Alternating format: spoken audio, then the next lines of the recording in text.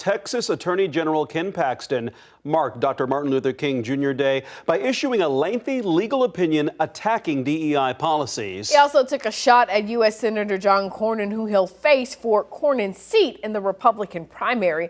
This is all amid an intensifying Texas Republican Senate primary showdown. KVUE's Jessica Cha is in studio with us to break down the opinion and has a look at how lawmakers are reacting to it. Jess? Yeah, Mark and Ashley, Attorney General Paxton essentially outlines his argument that decades worth of DEI frameworks and the programs that have become embedded in schools, state and local governments because of it are all unconstitutional under Texas law.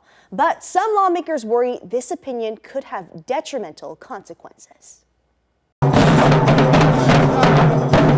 On MLK Day, Attorney General Ken Paxton released a 75-page legal opinion stating that DEI has no place in Texas. In the opinion and adjacent press release, he says DEI frameworks that have, quote, invaded every school system and the state and federal government are unconstitutional. And the action to dismantle DEI in Texas helps fulfill the vision articulated by Martin Luther King Jr. My initial reaction was disgust. To read that letter on a day that we celebrate Martin Luther King Day. State Representative Ron Reynolds is chair of the Texas Legislative Black Caucus. I think this was intentional. I think he did this to get media attention. The opinion also attacks Senator Cornyn.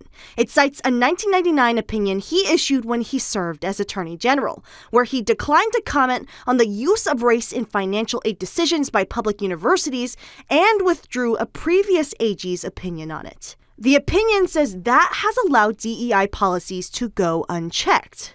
On X, Cornyn replied to the attack saying, quote, a competent attorney general would know that the retraction was on incomplete guidance due to litigation, so there's nothing to overturn and is a waste of taxpayer dollars, unquote.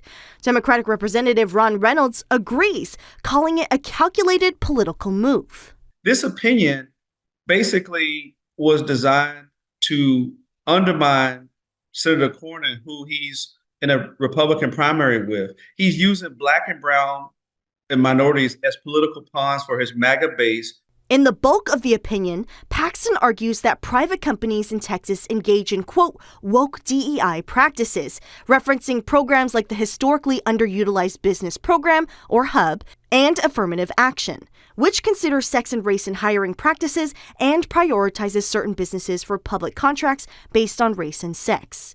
Paxton says that can create hostile work environments and create stereotypes. But Reynolds says programs like HUB are based on real disparity studies where minorities and women have historically underperformed. It's to create a level playing field when it comes to procurement for government contracts. It gives opportunities. And so this is really, I hate to say it, but this is really terrible BS. In the letter, Paxton says they'd hold anyone accountable for continuing to use DEI frameworks. And while not legally binding, Reynolds fears that this could set a dangerous precedent. I'm afraid starting tomorrow, after the holiday, many companies will be afraid to have DEI policies. This is going to be a real dark day for a state as diverse as Texas. Now, one of the biggest outstanding questions about this opinion is who asked for it.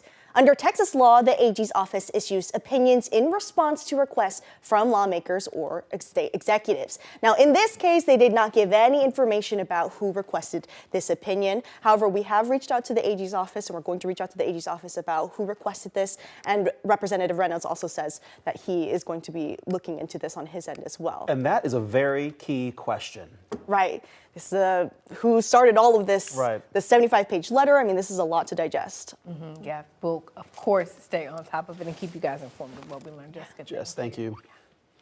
Well, of course, this is just the latest in a string of action by Republicans to end diversity, equity, and inclusion policies in Texas. Back in 2023, Governor Greg Abbott ordered state agencies to stop using diversity criteria in hiring. Then in June 2025, the governor signed Senate Bill 12 banning DEI programs in K-12 public schools. That legislation also eliminates DEI offices and training at public universities.